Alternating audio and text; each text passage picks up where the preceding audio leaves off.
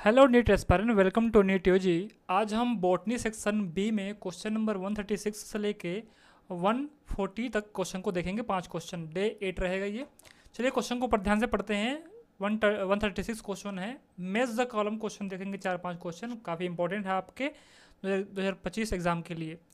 तो क्वेश्चन ध्यान से पढ़ते हैं। Match list first with list two, यानी कि सूची 1 सूची 2 को क्या करना है, आपको मिलान करना है, मैचिंग करनी है। तो लिस्ट एक और लिस्ट 1 है, एक दूसरी लिस्ट 2 है।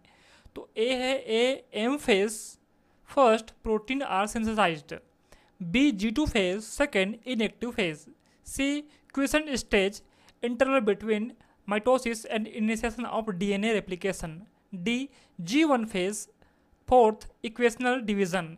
Choose the correct answer from the option given below. ये आपके 4 ऑप्शन दिए हैं, इनमें से कौन से सही आपको बताना है। चलिए इस क्वेश्चन को हिंदी में पढ़ते हैं कि ए एम चरण फर्स्ट प्रोटीन का संश्लेषण होता है, G2 चरण निष्क्रिय चरण, विश्रांत चरण मियोसिस और DNA पुनरावृत्ति के बीच का अंतराल, डी G1 चरण समीकरण विभाजन। सही उत्तर का चयन कीजिए। तो 4 ऑप्शन दिए हैं, चलिए ध्यान से पढ़ते हैं क्या क्या हो सकता है। पहला है एम फेस। एम फेस का आंसर होगा, एक आंसर होगा बच्चों, क्या होगा, एक आंसर होगा क्या, फोर्थ, यानी कि इक्वेशनल डिवीजन। तो आप देख लीजिए ऑप्शन, इस 4 ऑप्शन में कि ए का IV कहाँ पर है। ए का IV यहाँ 1 और 2 है, यहाँ पर नहीं है, तो इनको हम काट देते हैं। तो हमारा 2 ऑप्शन गलत हो गया, 2 ऑप्शन अपने बचे अपने पास। बी का देखो क्या हो गया, G2 फेस क्या आएगा, फर्स्ट। G2 का क्या आ रहा है, फर्स्ट, यानी कि ये आ रहा है G2 का आता है प्रोटीन का संश्लेषण होता है, तो प्रोटीन आर सिंथेसाइज्ड। तो देखो यहाँ पर दोनों ऑप्शन में बी का फर्स्ट कहाँ पे आ रहा है, ये वाला फर्स्ट आ रहा है, तो ये भी आंसर हमारा गलत हो गया। तो हमारा सही आंसर क्या होगा, ये आपका थर्ड सही आंसर होगा। अब कैसे सही हमने निकाला है, आगे बढ़ते हैं। सी क्या है, क्वेश्चन स्टेज 0 फेज जिसको कहते हैं, कैसा होगा, ये सेकंड का होगा, यानी कि इनएक्टिव फेज, यानी कि इसका ये होगा विश्रांत चरण बोलते हैं, इसका ये होगा इनएक्टिव फेज। फिर डी का क्या होगा, G1 फेज, इसका क्या होगा, थर्ड, यानी कि मियोसिस और DNA पुनरावृत्ति के बीच का अंतराल होगा, यानी कि interval between mitosis and initiation of DNA replication. तो डी का क्या हो गया, थर्ड। तो इस प्रकार से ए का IV, बी का 1, सी का 2 और डी का 3, ये सही आंसर आपको निकल गया। आंसर क्या हो गया, थर्ड सही आंसर होगा। नेक्स्ट क्वेश्चन की ओर बढ़ते हैं। नेक्स्ट क्वेश्चन है 137 क्वेश्चन है। मैच लिस्ट 1 विथ लिस्ट 2, सूची 1 को सूची 2 से मिलाना है आपको। तो फर्स्ट है iron 1 synthesized of oxygen, B zinc second component of nitrate reductase, C boron third activator of catalase, D molybdenum fourth cell elongation and differentiation. Choose the correct answer from the option given below. Fourth आपके option दिए हुए हैं। सूची 1 को सूची 2 से मिलाइए, सूची 1 सूची 2। ए लोहा फर्स्ट ऑक्सीजन का संश्लेषण, B zinc second nitrate reductase का घटक, सी बोरॉन थर्ड कैटालेज का सक्रियक, डी मॉलिब्डेनम कोशिका लंबाई और विभेदन। सही उत्तर का चयन कीजिए। 4 आपके ऑप्शन दिए हैं, चलिए मिलान करते हैं। पहला क्या हो सकता है, पहला आयरन का है थर्ड। ए का क्या होगा, आयरन के थर्ड यानी क्या है, कैटालेज का सक्रियक, यानी कि आयरन का है एक्टिवेटर ऑफ कैटालेज। तो अब देखिए ए का थर्ड कहाँ पर आपको दिख रहा है, तो एक हमको यहाँ दिखा, एक हमको यहाँ दिखा, दोनों ऑप्शन में ये तो बी दी है, कैंसिल हो गया। हमारे पास कितने 2 ऑप्शन हमारे मिल गए। बी क्या बताओ भाई, जिंक का क्या आएगा, फर्स्ट। जिंक का क्या आएगा, फर्स्ट, यानी कि synthesis of oxygen, oxygen concentration होता है किस पे, जिंक पे। तो बी क्या हो गया, फर्स्ट। देखोगे बी के फर्स्ट कहाँ पे, यहाँ पे इस ऑप्शन पे तो सेकंड निकाल रहा है, इसका आंसर क्या होगा, गलत हो गया। तो ये क्या होगा, सही आंसर हमारा ये निकल रहा है, बी का सेकेंड। आगे बढ़ते हैं।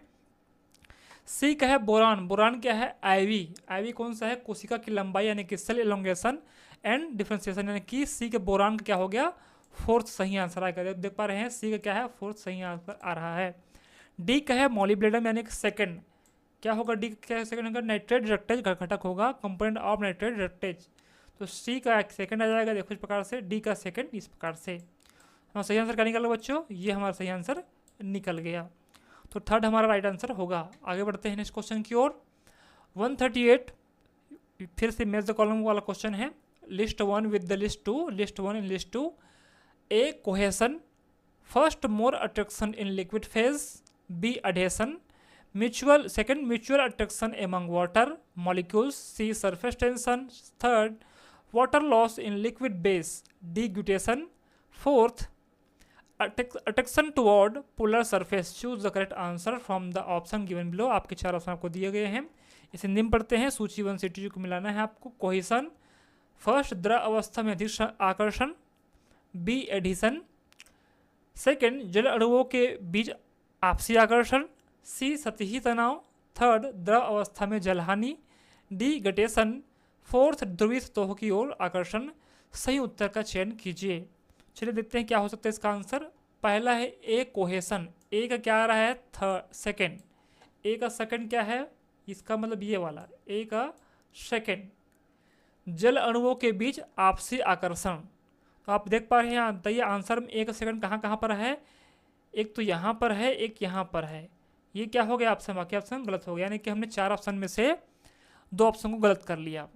अब बी का क्या है अडेशन, अडेशन का क्या हो रहा है, अडेशन इस प्रकार से इसका क्या हो रहा है फोर्थ ध्रुवीय सतहों की ओर आकर्षण। तो बी का क्या हो गया आईवी, आप देख पा रहे हैं दोनों में से बी का आईवी कहाँ पर है, ये फर्स्ट वाले में दिख रहा है बी का आईवी, इसका मतलब ये वाला चौथा आंसर हमारा गलत हो गया। तो हमारा आंसर क्या निकल गया इस प्रकार से। अगर इस प्रकार से आप आंसर निकाल सकते हैं, अगर आपको 2 सही पता है तो आपको बाकी आंसर आपको निकल जाता है। इस प्रकार से आपके एग्जाम हॉल में आपको ऑप्शन को एलिमिनेट करना है, सही आंसर को निकालना होता है। आगे बढ़ते हैं, थर्ड का है सी सरफेस टेंशन क्या आएगा फर्स्ट। देखो सी का फर्स्ट आ रहा है द्रव अवस्था में अधिक आकर्षण, इस प्रकार से।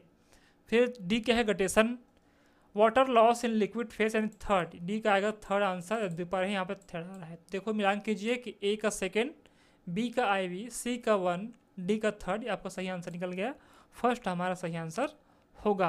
आगे बढ़ते हैं, last question, second question, how many different protein does ribosome consist of, 80, 60, 40, 20। Ribosome में कितने विभिन्न प्रोटीन होते हैं, तो फर्स्ट ऑप्शन है 80, 60, 40, 20। समझते हैं यूकैरियोट राइबोसोम, यानी कि जो यूकैरियोट राइबोसोम होते हैं ATS टाइप के होते हैं, इसके 2 सबयूनिट होते हैं मिलकर बना होता है 60S और 40S। ये लगभग कितने होते हैं 80 विभिन्न प्रकार के प्रोटीन होते हैं। तो हमारा आंसर क्या निकल गया, फर्स्ट हमारा सही आंसर होगा। आगे बढ़ते हैं, जो सबसे लास्ट क्वेश्चन है इस डे 8 का, match the column list 1 list 2।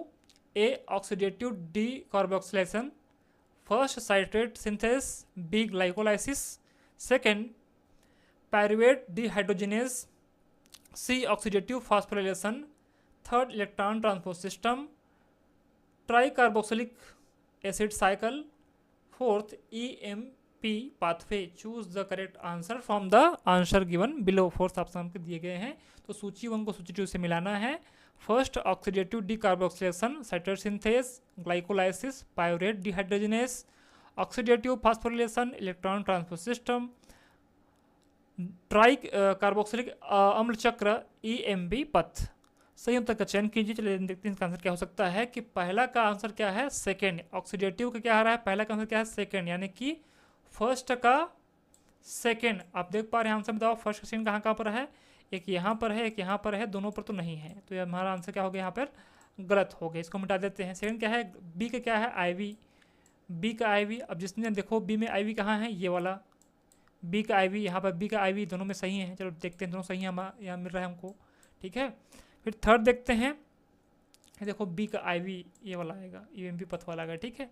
फिर सी का क्या है ऑक्सीडेटिव फॉस्फोरिलेशन, सी का थर्ड इलेक्ट्रॉन ट्रांसपोर्ट सिस्टम, सी का थर्ड इलेक्ट्रॉन ट्रांसपोर्ट सिस्टम। अब देखिए दोनों में से देखो सी का यहाँ फर्स्ट दिखा है तो गलत हो गया ये आंसर, यहाँ पर सी का थर्ड हमको दिख रहा है, ये सही हमारा आंसर निकल रहा है चौथा। डी का क्या है फर्स्ट, डी का फर्स्ट देखो डी का फर्स्ट दिख रहा है, डी का फर्स्ट यानी कि साइट्रेट सिंथेस। तो हमारा आंसर क्या निकल गया बच्चों, हमारा आंसर होगा फोर्थ, हमारा सही आंसर होगा। तो थैंक यू वेरी मच आपको ये 5 क्वेश्चन देखने के लिए। आई होप आपका इसका आंसर मिल गया होगा, आपको समझ आ गया होगा। इस वीडियो का जो PDF है आपको मिल जाएगा मेरे टेलीग्राम चैनल पर, आप वहाँ पर जाकर ज्वाइन कर लेंगे। इसका जो लिंक है आपको डिस्क्रिप्शन बॉक्स में मिल जाएगा। तो थैंक यू वेरी मच। अगर इस वीडियो के माध्यम से आपकी लाइफ में हल्की सी भी वैल्यू में क्रिएट कर पाया हूँ तो प्लीज़ इस वीडियो को शेयर करें, लाइक करें, सब्सक्राइब करें और मेरे व्हाट्सएप चैनल और लाइव से जुड़िए। मिलते हैं हमारे अगले वीडियो में, तब तक के लिए थैंक यू वेरी मच।